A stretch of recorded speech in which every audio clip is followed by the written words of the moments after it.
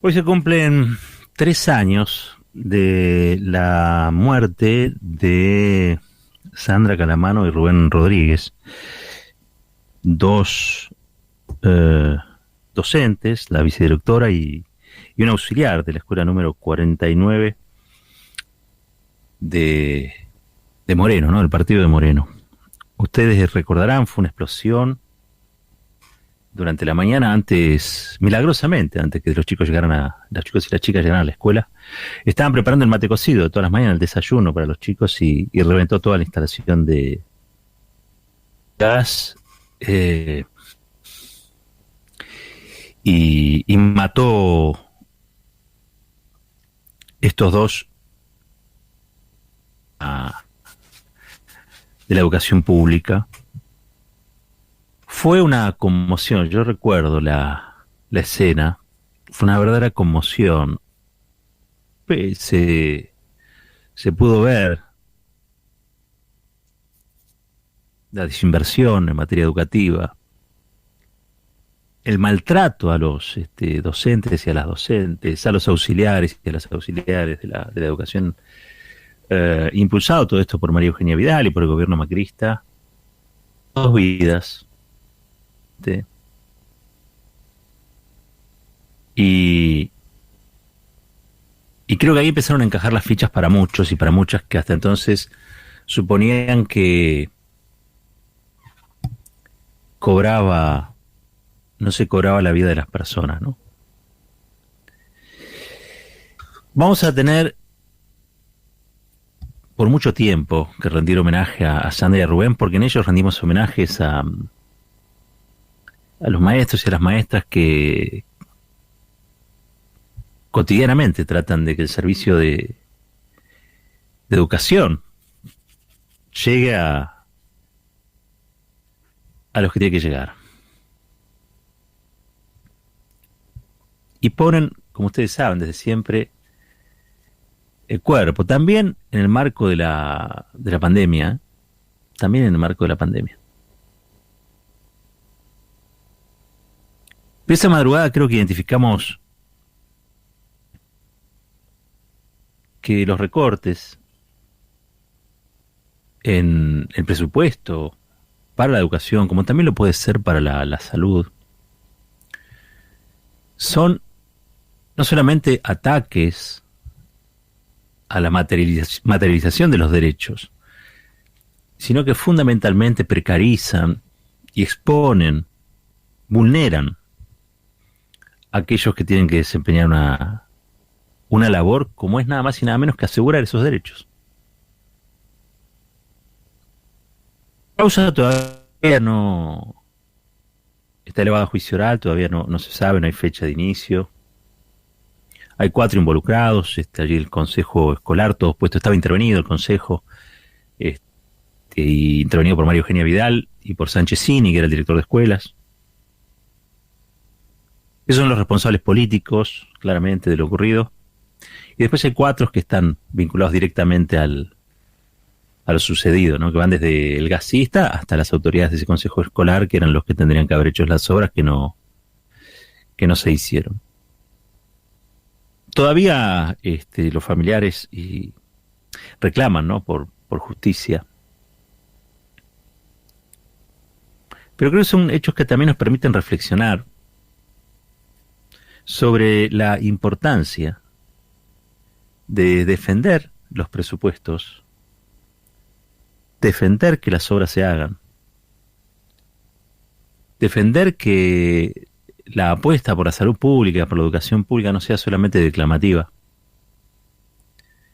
sino que se traduzca en hechos. Hoy hablaba con Roberto Baradel. Roberto Baradel nos contaba que hay un programa de obras que se viene realizando y que está mejorando la infraestructura. Pero 4 años de desinversión no se van a resolver de un día para otro. Y 4 años de desinversión más 1 año y medio de pandemia, quizá no sea un cuadro, un escenario reversible en poco tiempo.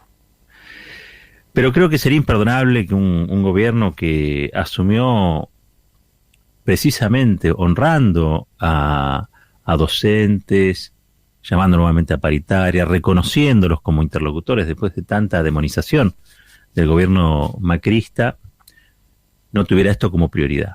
Sin duda la tiene, sin duda la tiene. Sin duda la tiene y ahí yo también pienso que esta gente que tiene que resolver las cosas lo debe hacer en un contexto, debe operar en un contexto muy complejo, muy complejo. Miraba encuestas hoy y esas encuestas en territorio bonaerense dan hasta ahora como vencedor en la próxima contienda al actual gobierno, el oficialismo.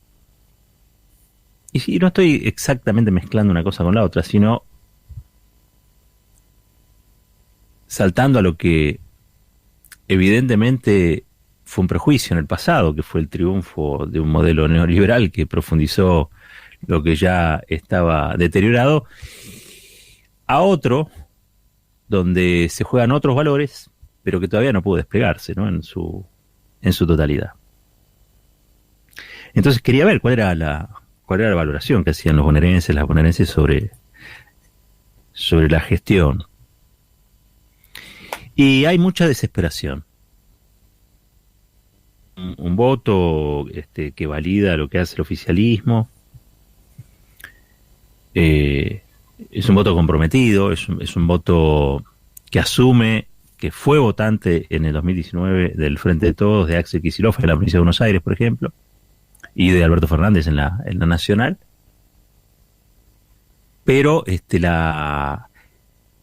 siente el gobierno como propio, pero la conformidad es una conformidad que está dada más que nada porque enfrente está el tren fantasma.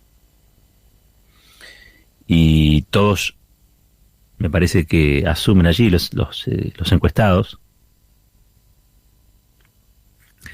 que puede volverse a vivir. Pero un sentimiento ambiguo allí, ¿no? También de insatisfacción, de desesperación, sobre todo por la cuestión económica. Mirá unas planillas del salario real no repunta. Lo que sucede a fin de año, donde el gobierno se ha comprometido a que en 1 o 2 puntos esté por encima de la inflación, pero la verdad es que la plata en el bolsillo se evapora rápidamente. Y eso produce un desencanto, un desencanto con algunas decisiones, pero fundamentalmente con la situación. ¿Sí? Y ahí es donde hay que pasar una selección donde va a haber que revalidar. Y yo creo, por lo que vi en esas encuestas, vi 2 encuestas, mañana les cuento con más detalle, que probablemente no haya ninguna novedad o mala novedad para el gobierno, pero sí creo que los tiempos urgen, ¿no? Digo, hay algo allí del orden de lo imperioso que se empieza a hacer lugar, sobre todo cuando se empiezan a desagregar en las encuestas y la gente empieza a exponer sus preocupaciones. Y el tema económico está en lugar número 1, número 2, número 3, porque aparece como varias cosas, como inflación, como salario, aparecen entre las principales preocupaciones.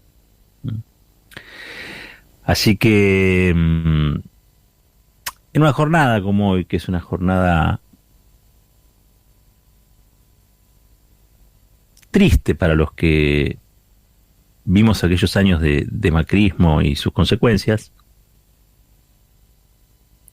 para los que denunciamos ese ajuste y realmente nos conmovimos porque veíamos el desastre en el que el país se estaba convirtiendo,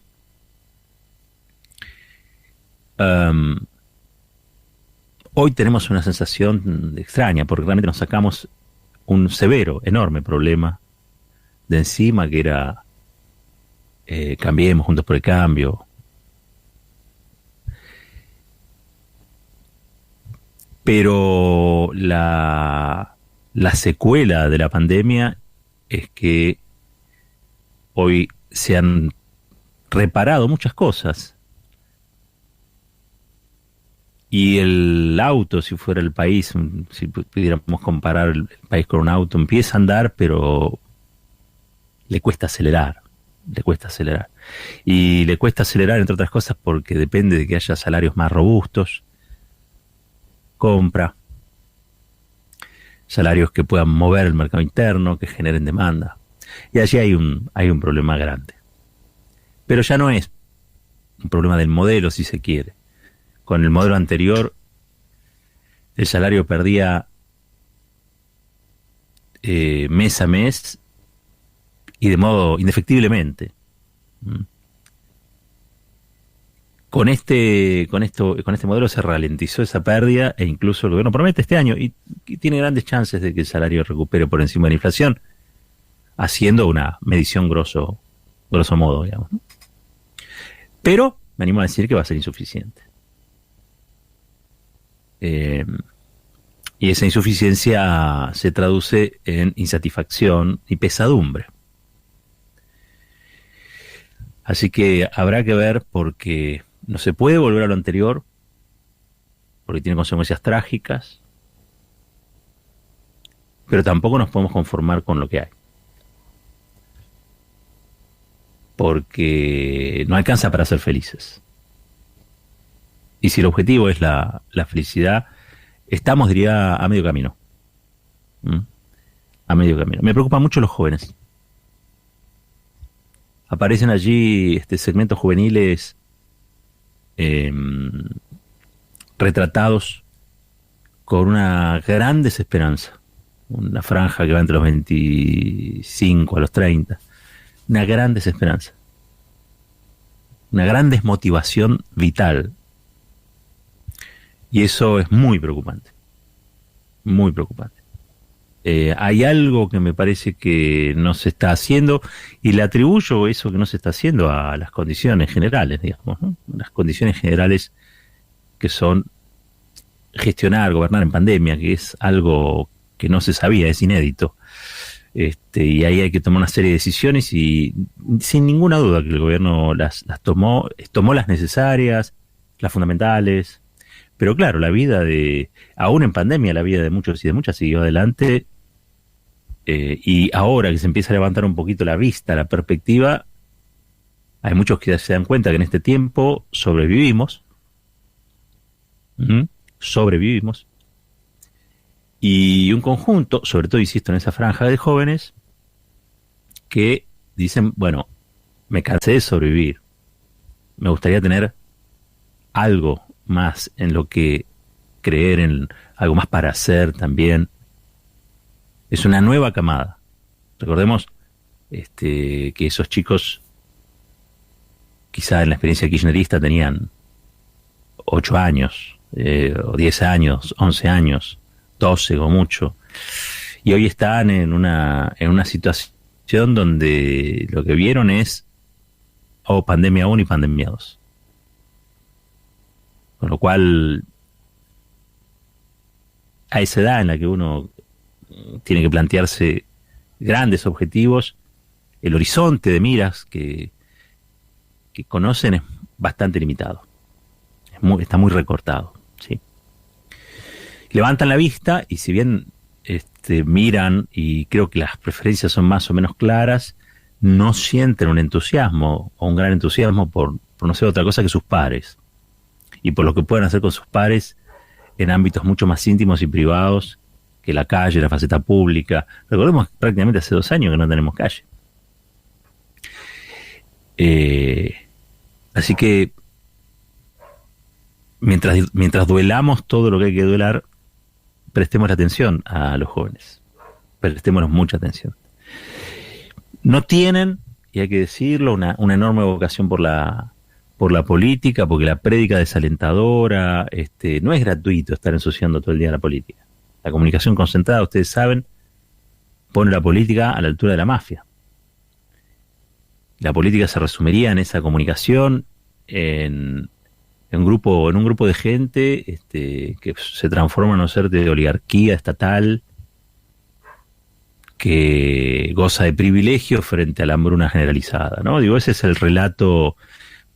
Les recomiendo leer, si quieren, un texto que escribió Joaquín Morales Solá el domingo en La Nación, que decía algo así como la gente está en deuda, la política está en deuda con la gente, o algo por el estilo. Era realmente un manifiesto antipolítico. Y si lo escribió Joaquín Morales Solá es porque alguien lo pensó, y ustedes van a ver que en los próximos días eso se empieza a hacer circular nuevamente. Recordemos que esa fue el sedimento, esa frustración fue el sedimento de buena parte del voto masivo obtenido por Cambiemos allá en el 2015. No estoy diciendo que sea la totalidad, pero sí hay un sector que identificó a Macri como la posibilidad de castigar a la política, y vaya si la castigó. En el medio también castigó a la sociedad, castigó al país, nos endeudó, bueno, todo eso que ya sabemos. Todo eso que ya sabemos. Pero bueno, la verdad es que me da la impresión de que estamos en una situación, en una encrucijada, saliendo de lo que es no la pandemia, sino los aspectos quizá más restrictivos de la pandemia, producto de la inmunización que ha crecido y mucho. Me preocupa igual la fiebre aperturista, porque está impulsada y está alentada por las empresas y por la desesperación. Las empresas que quieren recobrar a su personal, lo quieren ver, no sé. Y por el otro lado, la desesperación social, porque la plata no alcanza. Y eso hay que asumirlo también. Siempre lo decimos de este micrófono, no estamos diciendo nada nuevo. Las posibilidades del Estado Nacional en este contexto y en esta correlación de fuerza son más bien pobres. Por más impulso, idea o creatividad que ponga en juego el gobierno en la sostenibilidad de las medidas restrictivas, hay agobio en los funcionarios, hay agotamiento en el personal sanitario, esto ya ha durado un tiempo extenso, entonces hay gente que quiere dar un vuelco a la situación. Eso conecta con los grupos más concentrados de la economía y también con cierta prédica, entre comillas, libertaria de la derecha encarnada en el macrismo, que se expresa tanto a través de sus halcones como de sus, entre comillas, palomas, como Horacio Rodríguez Larreta o Vidal. Entonces, ahí hay algo, porque la impresión que yo tengo es que esta apertura, después de, es verdad, 2 semanas donde los números empezaron a bajar, los números de contagio y letalidad, es decir, lo que sería la contagiosidad y las muertes producidas. Esto tiene que ver fundamentalmente con que hubo 2 semanas donde en muchos lugares no hubo clases. Y el circuito de la escuela se interrumpió, por lo tanto empezamos a ver lo que casi siempre se dice, y es que no es que la gente, los pibes, las pibas, se contagian en la escuela, a veces sí,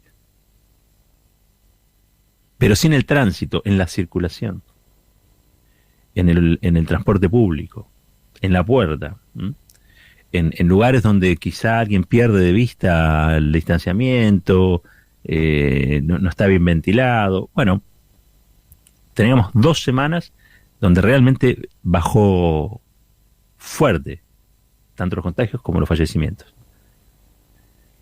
Pero ahora sale Rodríguez Larreta a decir que no va a haber más burbuja, no hay más distanciamiento, no hay más nada, que tiene un plan de 6 etapas. ¿Saben por qué hace eso? Porque está viendo esto que yo les comentaba hace un ratito, Focus Group, que les dicen eso. Focus Group que dicen que la gente está desesperada, los jóvenes sobre todo. Entonces Rodríguez Larreta, que es un tipo que entiende la política a base de marketing esencialmente, y que entiende la política como decir aquello que una mayoría va a querer respaldar, es decir, estar analizando el humor social de modo constante y permanente, desde la época de Durán Barba y con Marcos Peña hasta ahora, digamos, armó ese plan de 6 etapas en las que llama prácticamente a sacarse el barbijo.